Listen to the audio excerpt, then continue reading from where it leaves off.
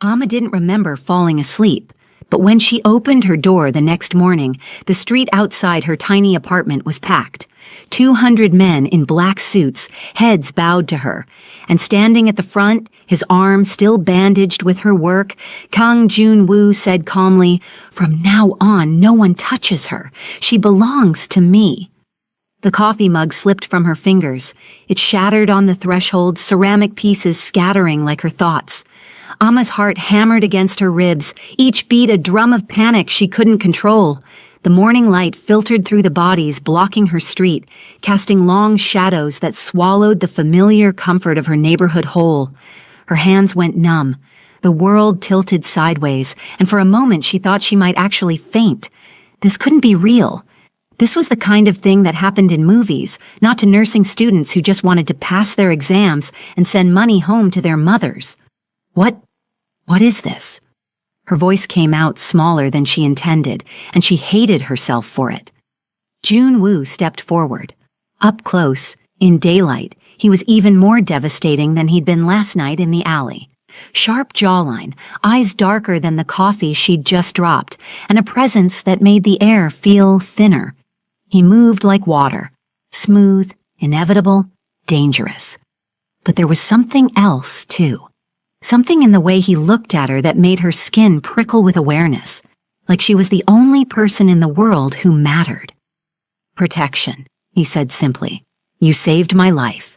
Now I save yours. I don't need—" "You do." His voice was soft, but something in it made her mouth go dry. "The moment you touched me, you became involved. My enemies don't care about your intentions, Amma. They only care that you matter to me now." Behind her, Jisoo appeared in the doorway, still in her pajamas, phone clutched in her trembling hand. "Amma? Who are these people? I already called the—" She stopped mid-sentence when she saw Jun-woo, and her face went pale.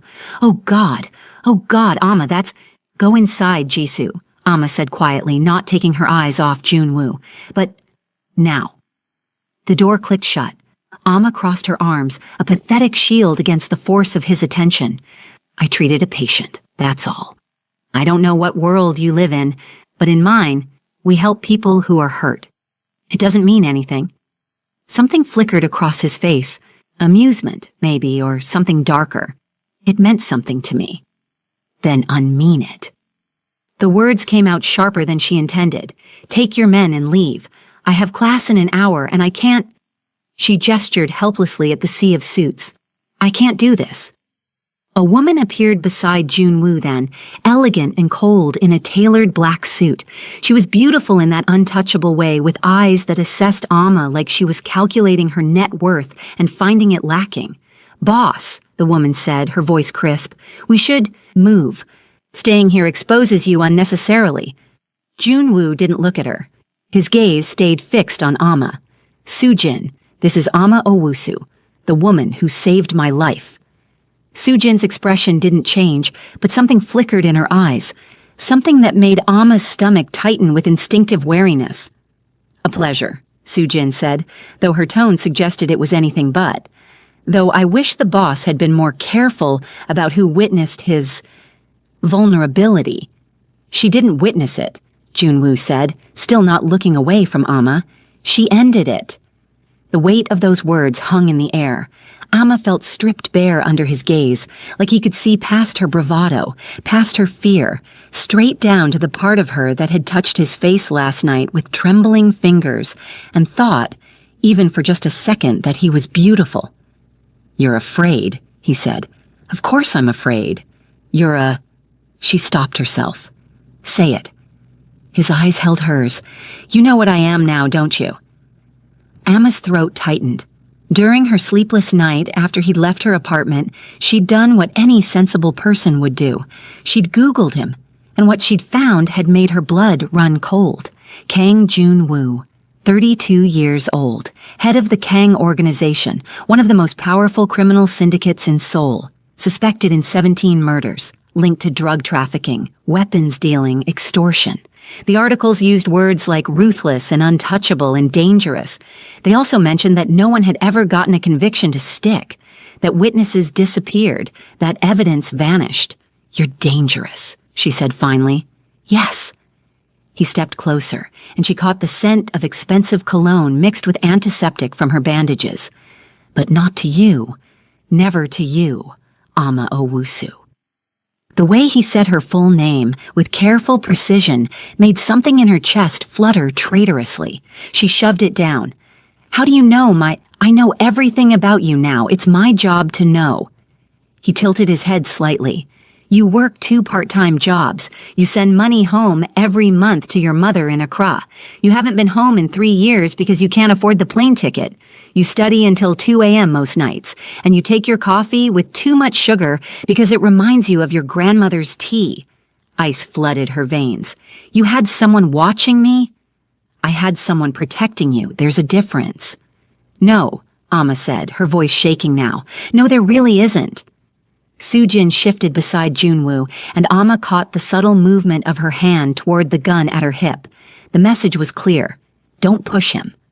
For a moment, neither of them spoke. A delivery truck tried to turn onto the street and stopped short, the driver's confused face pressed against the windshield. One of the suited men gestured, and the truck reversed quickly. Junwoo's jaw tightened. Get in the car, Ama. Excuse me? Your apartment isn't safe anymore. Neither is your clinic or your university.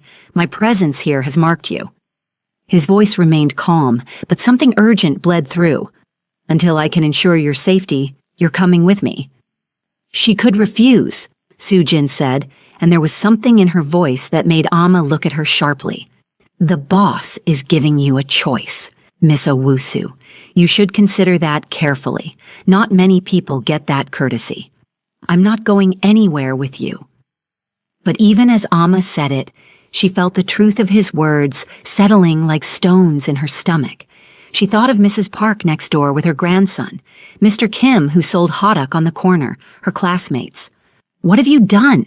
I survived. His eyes darkened, and you made that possible. Before she could respond, a black sedan pulled up behind him.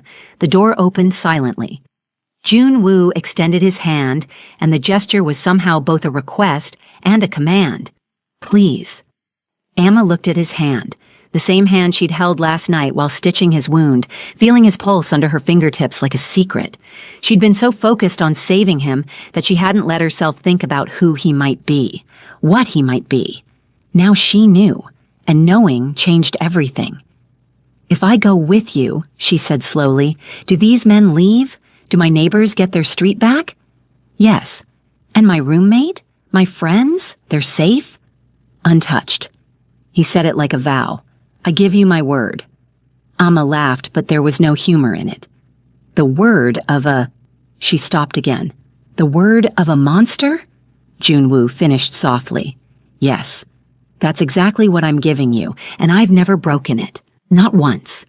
She searched his face, looking for the lie, but his eyes held steady, and something in their depths made her believe him, or maybe she just wanted to believe him, which was infinitely more dangerous. One day, Ama said finally, I'll stay one day while you figure this out. Then I'm going back to my life. Junwoo's lips curved into the ghost of a smile. One day. The way he said it made it sound like a countdown. Ama grabbed her bag from inside. Jisoo stared at her with wide, terrified eyes but said nothing, and walked toward the sedan. Junwoo's hand touched the small of her back, guiding her, and heat bloomed through her scrubs despite every logical reason to flinch away. Sujin slid into the front passenger seat, her posture rigid. Ama caught her watching them in the rearview mirror, and the look in her eyes was complicated, calculating. The interior of the car was all black leather and tinted windows. Junwoo slid in beside her, close enough that their thighs almost touched. The door shut with a decisive click, and suddenly the world outside felt very far away. Where are we going? Ama asked as the car pulled smoothly into traffic, the sea of men dispersing like they'd never existed. Somewhere safe. That's not an answer. Junwoo turned to look at her fully, and in the dim light of the car, his features softened. My home. You'll have your own room, your own space. No one will bother you. But I need you where I can. He stopped, jaw working like he was chewing on words he didn't want to say. Where you can control me, Amma supplied. Where I can keep you alive. His hand moved to his bandaged arm unconsciously. The people who did this to me won't stop, and when they find out about you, then maybe you should have thought about that before you brought 200 men to my door. Silence fell between them, heavy and charged. Amma stared out the window, watching Sol blur past, and tried to ignore the way her skin still burned where he'd touched her back. I'm sorry. Junwoo's voice was so quiet she almost missed it. She turned sharply. What? For ruining your life. He wasn't looking at her anymore, his gaze fixed on something beyond the tinted glass. You showed me kindness, and this is how I repay you. You have every right to hate me. Amma wanted to say she did hate him, wanted to scream it actually, but the words stuck in her throat because they weren't entirely true. What she felt was more complicated than hate, more terrifying. I don't hate you, she said finally. I don't understand this. Any of this. Then let me explain. Junwoo shifted to face her, and his knee pressed against hers in the confined space. Neither of them moved away. But first, you need to know what happened last night, before you found me. Amma's pulse quickened. Okay, boss. Sujin's voice cut in from the front seat, sharp with warning. Is that wise? She's a civilian. The less she knows. She's already involved, Sujin. Junwoo's tone left no room for argument. She deserves to understand why. Sujin's jaw tightened, visible even in profile, but she said nothing more. Junwoo turned back to Amma. To understand how a nursing student became the most protected woman in Seoul, we need to go back 24 hours. The alley behind the clinic had smelled like rain and rotting vegetables. Amma had been taking out the trash, a job the night nurse always conveniently forgot, when she heard the sound. Not a gunshot exactly, more like a firework muffled by distance and concrete. Then she heard the groan. Every instinct screamed at her to go back inside, lock the door, call someone, anyone. But her feet carried her forward toward the dumpster, where a man lay crumpled against the wall like discarded paper. Blood. So much blood, it looked black in the dim light from the street lamp. Oh, God. Amma dropped to her knees, her scrubs soaking through immediately. Hey, can you hear me? The man's eyes opened, dark, unfocused, but conscious. His hand shot out and grabbed her wrist with surprising strength. Don't... His voice was rough, strained. Don't call the police. You've been shot. You need no police. His grip tightened, desperate now. Please. Amma's mind raced. Every protocol, every rule she'd learned screamed at her to call for help, but something in his eyes, in the raw fear beneath the pain, made her hesitate. She should have been terrified, should have run. But all she could think was that he was dying, and she was the only one who could stop it. I'm a nursing student, she said, trying to keep her voice steady. I can help you, but I need to see the wound. Can you let go of my wrist? He studied her for a long moment, then slowly released her. Amma peeled back his blood-soaked shirt, her hands already moving with clinical precision. Entry wound in the left shoulder, no exit wound she could see.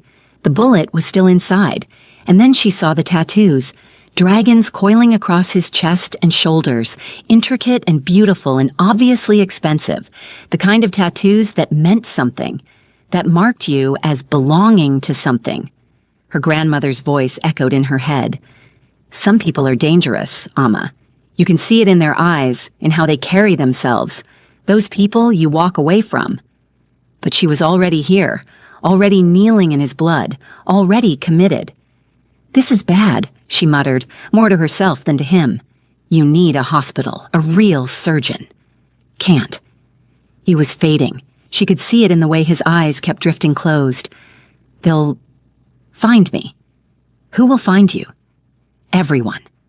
Not helpful, but Amma didn't have time to argue. She made a decision that would change her life, though she didn't know it yet. Okay, stay with me. I'm going to get supplies from inside. Do not pass out. Do you understand? He nodded, barely. Amma ran. The clinic was small, underfunded, but they had enough for basic trauma care. She grabbed everything she could carry.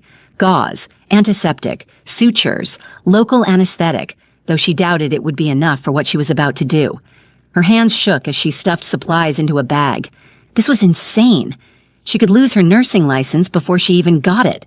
She could go to jail. She could let a man die because she was too afraid to break the rules. When she returned, he was still conscious, which felt like a small miracle. His eyes tracked her movements as she knelt beside him again, and she felt the weight of his attention like a physical thing. "This is going to hurt," she warned as she cleaned the wound. "I don't have anything strong enough for the pain." "I've had worse." But his jaw clenched as she worked, and she saw his hand fist against the concrete, hard enough that his knuckles went white. "What's your name?" she asked, trying to distract him as she threaded the first suture. "Does it matter?" "It matters to me." She pulled the thread through, and he didn't even flinch. "I don't save nameless people in alleys." A ghost of a smile. "June Woo. Ama." She didn't know why she told him. Maybe because in that moment, with his blood on her hands and his life in her care, names felt important. Sacred even. Hold still. She worked for what felt like hours, but was probably only 40 minutes. Her hands shook at first, then steadied as muscle memory took over. She'd practiced suturing on pigskin in class, but this was different. This was warm flesh and real blood, and a man who watched her with an intensity that made her skin prickle. He was beautiful, she realized with a start, even pale with blood loss, even with pain etched into every line of his face. There was something almost otherworldly about him. Classical features, full lips, eyes that held depths she couldn't begin to fathom. And dangerous. So clearly, obviously, dangerous. "You're good at this," he said at one point, his voice strained but clear. "I'm not done yet." But her cheeks warmed at the compliment.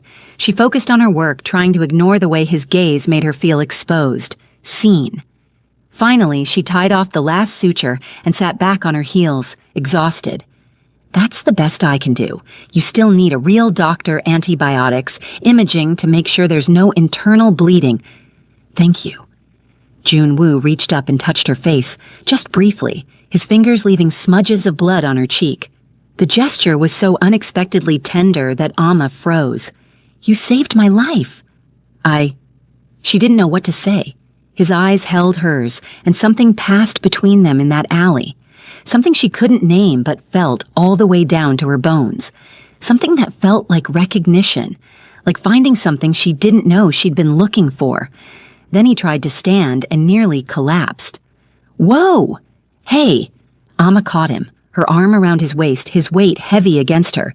"You can't just walk away. You've lost too much blood." "I have to." But he was leaning on her now, and she could feel him trembling, feel the warmth of his body through his blood-soaked shirt. "They're looking for me." "Who?" "Everyone," he said again, and this time it sounded like the truth, like the whole world was his enemy. Amma made another decision. "My apartment is 10 minutes from here. You can rest for a few hours, then you do whatever you need to do." "Why would you help me?" June Woo's eyes searched hers, and she saw genuine confusion there, like kindness was a foreign concept. "You don't know me." "No," Amma agreed, "but I know you're hurt, and I know I can't just let you bleed out in an alley. So let's go before I change my mind." Getting him to her apartment was a blur of stumbling steps and whispered reassurances. He was heavier than he looked, all lean muscle and barely contained strength. Every time he faltered, Amma held him tighter, and every time she held him, she felt that strange pull in her chest. This was a mistake. She knew it was a mistake, but she couldn't seem to stop herself. Jisoo was at her boyfriend's place, thank God, so Amma didn't have to explain why she was bringing home a bleeding stranger at 2 a.m. She settled June Woo on her couch, brought him water, checked his bandages. He watched her the entire time with those unnerving dark eyes, and Amma found herself avoiding his gaze because looking at him too long made her chest feel tight, made her think thoughts she had no business thinking about a man she'd just met, a man who was clearly involved in something dark. "You should sleep," she said finally, busying herself with cleaning up the medical supplies. "I'll wake you every few hours to check for signs of shock." "You're going to stay up all night?" Something in his voice made it sound like wonder, like he couldn't quite believe someone would do that for him. Someone has to make sure you don't die on my couch. She tried to sound brisk, clinical. It would be terrible for my security deposit. That almost smile again, and God help her. It transformed his face into something that made her pulse quicken. Ama Owusu, I won't forget this. Just don't make me regret it, okay? I'll try. But the way he said it sounded like a promise he wasn't sure he could keep. She meant to stay vigilant, to check on him every hour like she'd promised. But exhaustion pulled her under somewhere around 4 a.m., and she fell asleep in her chair with her medical textbook open on her lap. When she woke, sunlight was streaming through her window, and Jun-woo was gone. She might have thought she'd dreamed the entire night if not for the blood-stained towels in her bathroom and the note on her coffee table. The handwriting was elegant, controlled, expensive paper that felt wrong in her tiny apartment. Thank you for my life. I'm sorry for what comes next. You deserve better than what I'm about to do to you, but I am a selfish man, and I cannot let you go. KJW. Ama had stared at those words for a long time, trying to understand them. A chill had run down her spine. I cannot let you go. What did that mean? Then she'd opened her front door and found 200 men waiting. Now in the car, Jun-woo finished his explanation, and Ama sat in stunned silence. So the shooting wasn't random, she said slowly. No, there's a rival syndicate trying to take over my territory. The Lee family. They've been making moves for months. His jaw tightened. Last night was supposed to be a peace meeting. Instead, it was an ambush. But you survived. Because I'm paranoid.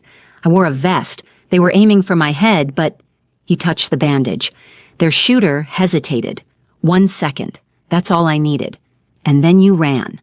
And then I ran, bleeding, wounded, with half their men chasing me through Gangnam. His eyes found hers again. I should have died in that alley, Ama. I would have, if not for you. So you decided to repay me by ruining my life? Pain flickered across his face. I decided to repay you by keeping you alive. There's a difference. Is there? Ama's voice rose despite herself. Because from where I'm sitting, you've made me a target. You've put everyone I care about in danger, and you did it without asking, I know. The words came out harsh. I know what I've done, but the alternative was leaving you unprotected, and He stopped, jaw working. I couldn't do that. Why not? Why do you even care? You didn't know me 12 hours ago. Jun-woo was quiet for a long moment. Then, you looked at me like I was human. The simplicity of it hit Ama like a physical blow. What?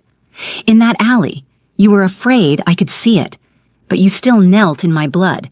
You still touched me, held me, saved me. You looked at me like I was a person worth saving, not a... He stopped. Not a what? Not a thing. His voice was barely a whisper. Most people, when they look at me, they see a weapon, a threat, something to fear or use or destroy. But you... His hand moved, like he wanted to touch her again, but didn't dare. You saw someone who was hurt, someone who needed help, and you helped, expecting nothing in return. Ama's throat felt tight. That's what you do. When someone's hurt, you help them. No. Jun-woo shook his head.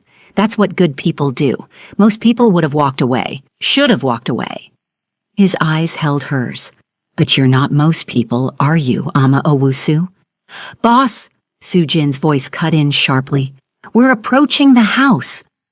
The car turned through tall iron gates that opened silently. Ama's breath caught. The mansion beyond was all glass and sharp angles, perched on a hill overlooking Seoul, beautiful and cold and utterly foreign to everything she knew. This is where you live? She couldn't keep the disbelief from her voice. This is where you'll be safe. The car stopped at the entrance. Come, I'll show you. Inside, the mansion was even more intimidating. Everything was white marble and dark wood, expensive art on the walls, space that echoed with emptiness. Men in suits appeared and disappeared like shadows, barely making a sound. Soo-jin walked ahead of them, her heels clicking on the marble with military precision. I've prepared the East Wing guest suite. she said without turning around. It has its own bathroom and sitting area. The doors lock from the inside. Thank you, Soo-jin, Junwoo said. I also took the liberty of retrieving Miss Owusu's belongings from her apartment. Her roommate was cooperative. Soo-jin's tone made it clear exactly how that cooperation had been obtained. You went through my things? Amma's hands clenched into fists. We packed them carefully, Soo-jin said, still not looking at her. I'm sure you'll find everything in order. Junwoo led her through halls that all looked the same until he stopped at a door and pushed it open. This is yours. The room beyond was bigger than her entire apartment. A huge bed with white sheets, a wall of windows overlooking the city, a bathroom that probably cost more than her tuition. It was beautiful. It felt like a cage. And her suitcase, the battered one she'd brought from Ghana 3 years ago, sat on a bench at the foot of the bed, looking small and out of place. I can't stay here, Amma said, but even she could hear how weak the protest sounded. One day, Junwoo reminded her softly, you promised me one day. He was right. She had. And despite everything, despite how terrifying all of this was, part of her was curious about him, about this world she'd accidentally fallen into, about why his eyes went soft when he looked at her, like she was something precious and breakable.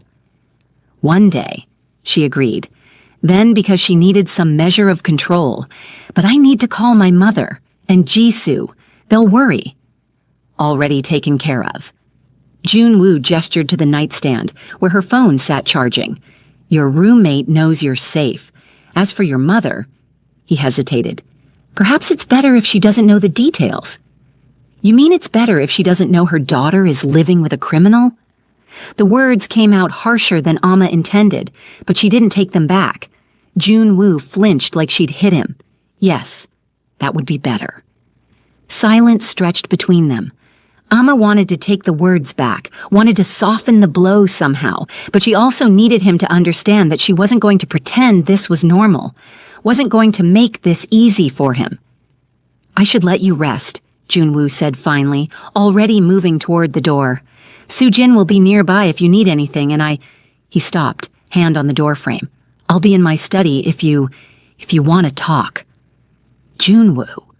He looked back, and something in his expression made her pulse quicken. How bad is this? Really? For a long moment, he didn't answer. Then, bad enough that I'm willing to become the monster you think I am to keep you safe. Does that answer your question? He left before she could respond, the door clicking shut behind him with a finality that made her skin prickle. 3 days passed in a blur of restless energy and growing tension. Amma tested every locked door, paced the garden like a caged animal, and felt the walls closing in. She barely saw Junwoo, just glimpses of him in hallways, always surrounded by his men, always looking at her like he wanted to say something but didn't know how. Until the third night, when everything changed. Around 3 a.m., Amma heard sounds, raised voices, doors slamming. She crept down the hall. Through an open door, she saw Junwoo surrounded by his men. A young man knelt on the floor, bleeding, crying. I told you what would happen if you betrayed me, Junwoo said, voice like ice. Boss, please. They have my sister. I didn't have a choice. Everyone has a choice. Junwoo pulled out a gun, pointed it at the guy's head. You made yours. No! Amma's voice rang out. Every head turned. Junwoo's face went blank. Amma, go back to your room. Don't do this, please. He sold information about you. Because of him, they know you're here. The young guy stared at Amma. I'm sorry, they have my sister. She's 14. One of the men hit him. Stop! Amma moved forward and Junwoo was there blocking her. Don't get involved in this. I'm already involved. She met his eyes. So if you're going to kill him, do it in front of me. Is this who you are? Is this saving? He put you in danger because someone threatened his sister, the same way you became this to protect yours. She held his gaze. Don't you see? He's just like you. Silence fell. The young guy was crying, blood dripping. Junwoo stared at Amma, a war playing out behind his eyes. Finally, slowly, he lowered the gun. Take him to the holding room. Find his sister. Bring her here safe. Then we'll decide. Boss, one man protested. Did I stutter? Do what I said, now. They dragged the young guy out, still thanking Amma. Su Jin appeared. Boss, the men are talking. They're saying you're going soft. Get out, all of you. Alone, Junwoo turned to Amma. That was stupid, dangerous, and stupid. But I couldn't watch you become something you'd hate yourself for. You think I don't already hate myself? He laughed bitterly. I've done things that would make you run screaming. One moment of mercy doesn't change what I am. No. She stepped closer. But it's a start. His hand cupped her face. You're going to get yourself killed trying to save me. Then we're even. Something cracked in his expression. I would burn this entire city down before I let anyone hurt you. That's not healthy, Amma said breathlessly. I know. He leaned in. But I stopped being healthy a long time ago. The air between them crackled. They were standing too close. I should go, Amma whispered. You should. His hand found her waist, but then he pulled back abruptly. Not yet. Not like this. When we cross that line, there's no going back, and I need you to be sure. Not caught up in the moment, sure. She knew he was right. Okay, he stepped back. Get some sleep. We'll figure this out. The following evening, Junwoo knocked on her door. I thought you might want to eat dinner, properly. Something in his expression softened when she said, Will you eat with me? Yes. They ate in a smaller dining room. Just the two of them. You don't have to look so suspicious, Junwoo said, a hint of amusement in his voice. It's not poisoned. I wasn't thinking that. Amma took a bite of bulgogi, and it melted on her tongue. I was thinking that this feels surreal. Few days ago, I was eating instant ramen at 1 a.m. while studying. Today, I'm eating a 5-star meal with a criminal? He said it lightly, but she saw the flash of pain in his eyes. I was going to say, with someone I don't understand. She set down her chopsticks. Tell me something, Junwoo. Something real. Not the crime boss part. Something true about who you were before all this. He was quiet for so long, she thought he wouldn't answer.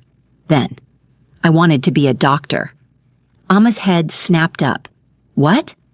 When I was young, before my father died and everything changed. Turns out, the same qualities that make a good doctor, steady hands, quick decisions, ability to compartmentalize, also make a good criminal. He smiled, but there was no humor in it. Ironic, isn't it? The same hands I trained to save lives now? Now protect your sister, Amma finished softly. You told me. 22 years old and suddenly responsible for everything. 10 years. His voice was barely audible. 10 years of this. And sometimes, I can barely remember who I was before. Amma reached across the table and took his hand. She didn't think about it, didn't question the impulse. She just did it. Junwoo stared at their joined hands like he couldn't quite believe they were real. I don't think you're a monster, Amma said. You don't know me well enough yet. Maybe not. She squeezed his hand. But I know you said thank you in that alley. I know you apologized for ruining my life. I know you're eating dinner with me right now when you probably have 100 more important things to do. I know you've kept your sister safe for years, even though it cost you everything you wanted. She paused. Monsters don't do those things. You're wrong. But his hand tightened around hers. Monsters do whatever it takes to survive. They just usually don't feel guilty about it. Is that what you feel? Guilty? Every day. His voice dropped to barely a whisper. Every person I've hurt, every life I've destroyed, every choice I've made that led to blood, I carry all of it, and the weight of it. He stopped, jaw working. Some days, I can barely breathe. Amma stood and moved around the table. She didn't think, didn't plan. She just acted on instinct, pulling him into her arms. Junwoo went rigid with surprise. Then slowly, his arms came up around her waist, and he buried his face against her stomach. They stayed like that for a long moment, and Amma felt him trembling. felt the careful control he always maintained starting to crack. "You're dangerous," he said, his voice muffled against her shirt. "Me?" "Yes." He pulled back enough to look up at her, and his eyes were bright with something that might have been tears. "You make me want things I gave up on a long time ago." "Like what?" He stood slowly, and suddenly they were face to face, inches apart. "Like this." He kissed her softly, tentatively, like he was asking permission. Amma's mind went blank. She should push him away, should remind herself that this man was dangerous, that he'd killed people, that getting involved with him was the worst idea imaginable. Instead, she kissed him back. The gentleness lasted maybe 3 seconds. Then something broke, and the kiss turned hungry, desperate. Junwoo's hand slid into her hair, angling her head, and Amma gasped against his mouth. Heat flooded her body, pooling low in her belly. She'd been kissed before, but never like this. Never like the person kissing her was drowning and she was air. Never like this kiss was the only thing keeping him tethered to the world. When they finally broke apart, both breathing hard, Junwoo pressed his forehead against hers. "I shouldn't have done that," he said roughly. "No." Amma's hands were fisted in his shirt, and she couldn't seem to let go.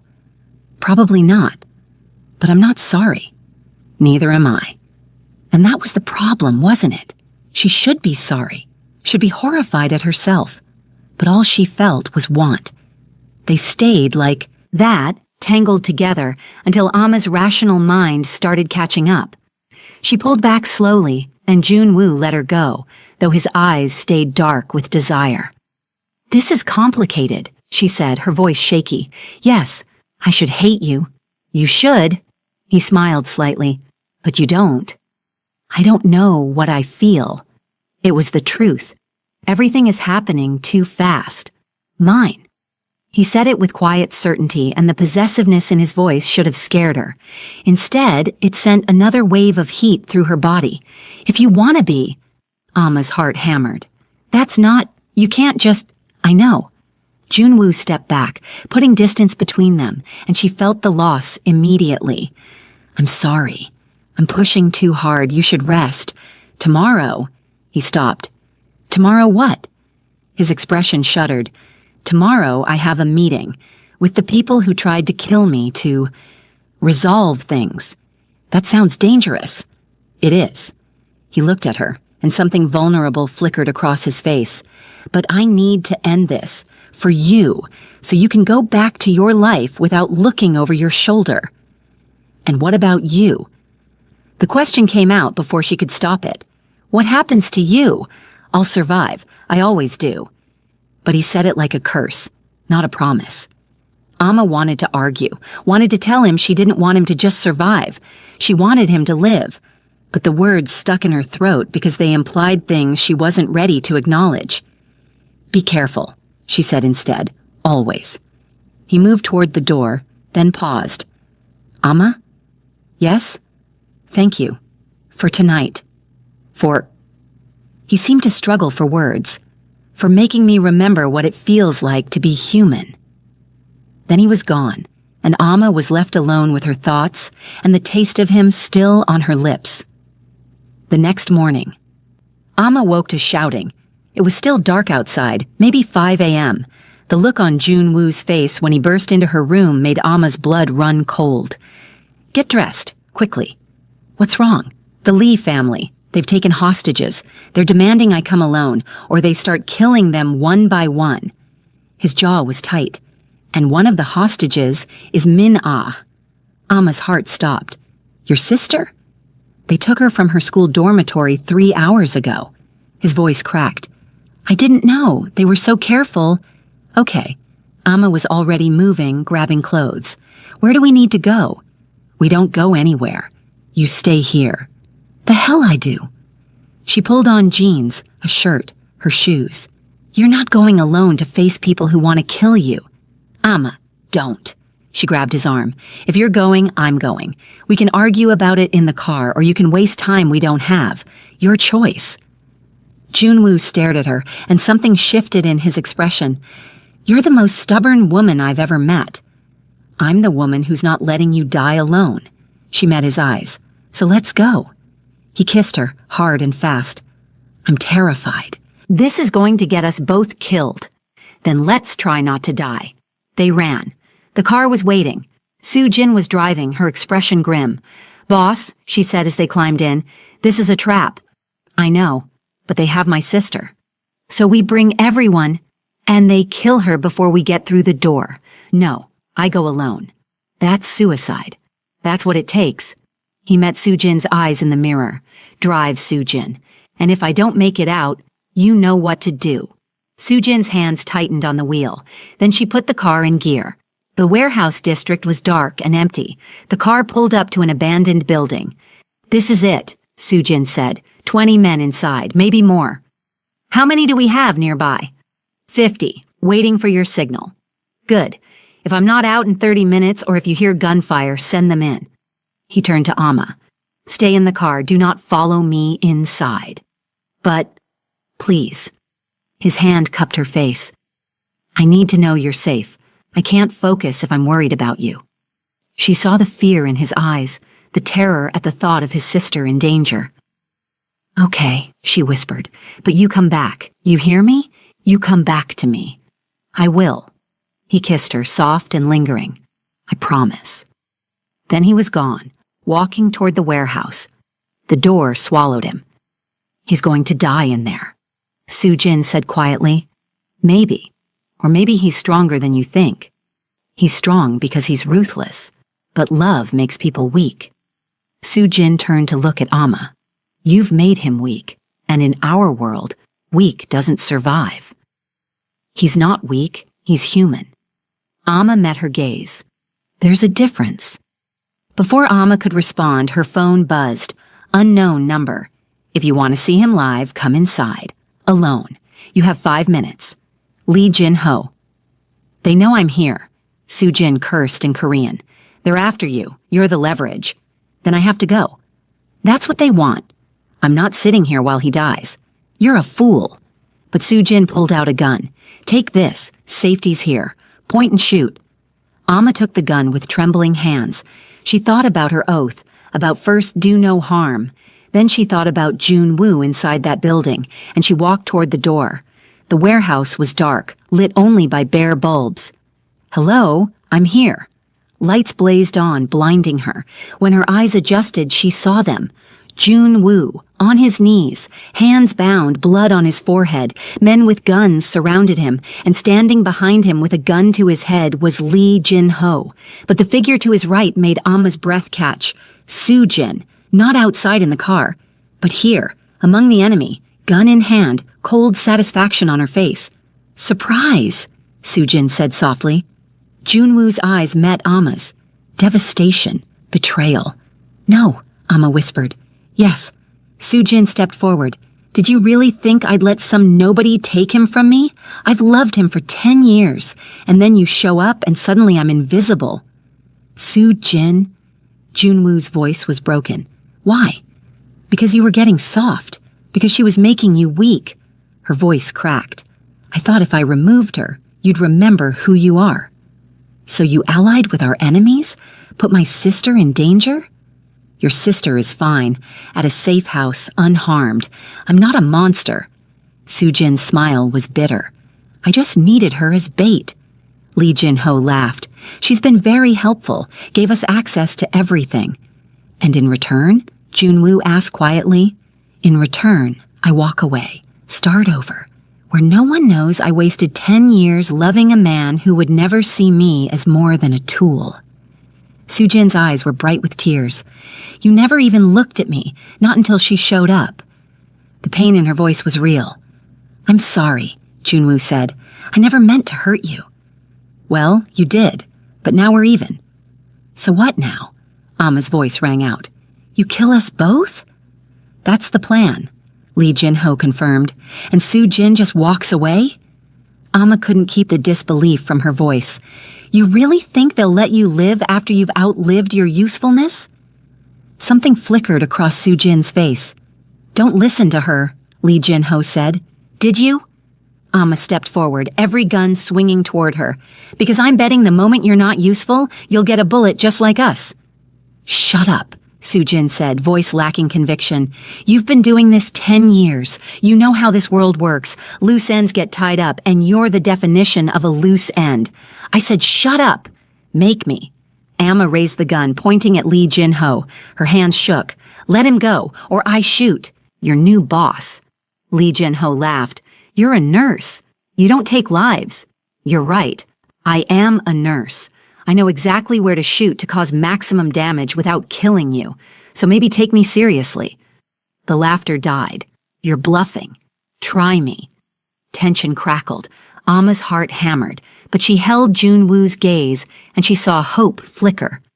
Sujin, Jun-woo said quietly, you don't have to do this.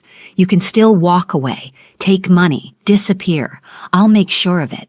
But you have to choose now. Why would you help me?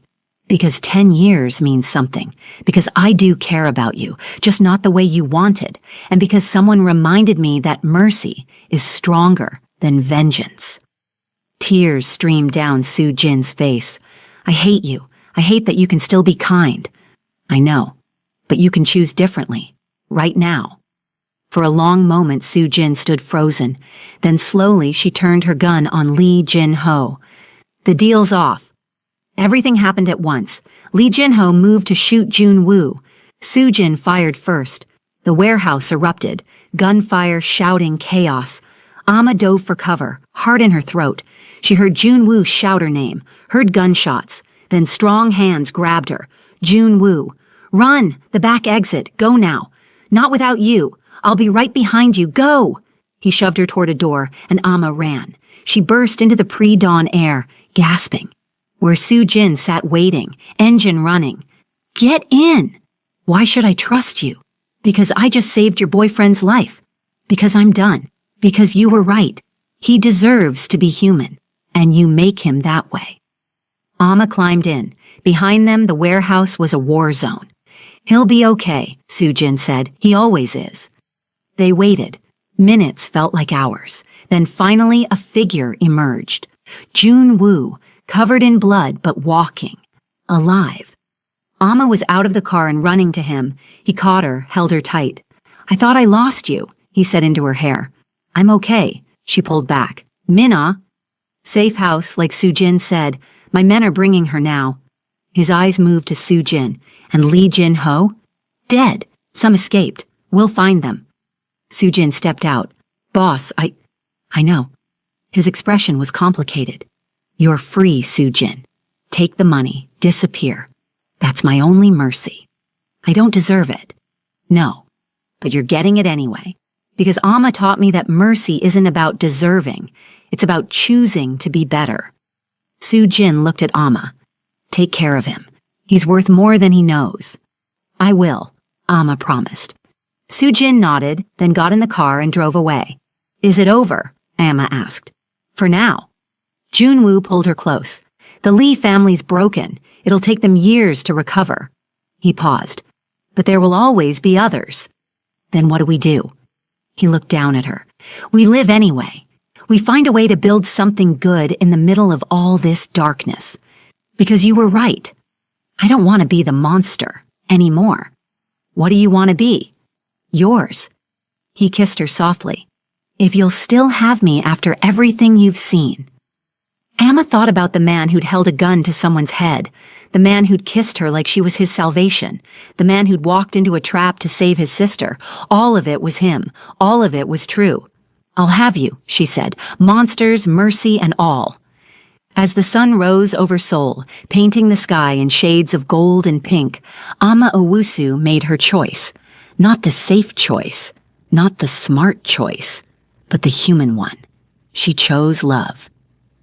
What happens next will shock you.